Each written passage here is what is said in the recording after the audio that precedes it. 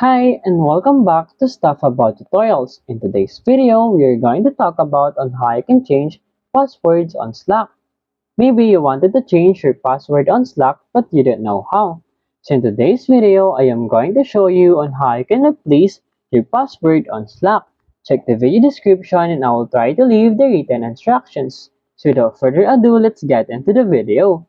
First you need to do is to open your Slack application and log in with your Slack account. And then from here, tap on this U icon at the lower right corner of your screen. And here, tap on the Preferences. And then once you are in this page, scroll down and you'll see in here the account settings. Tap on it.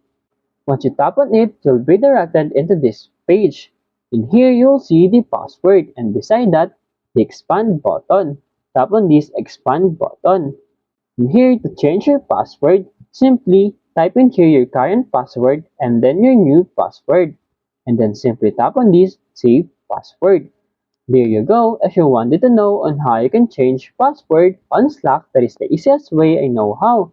If you know another way on how you can change your password on Slack, leave a comment below. Also, be sure to subscribe for more videos.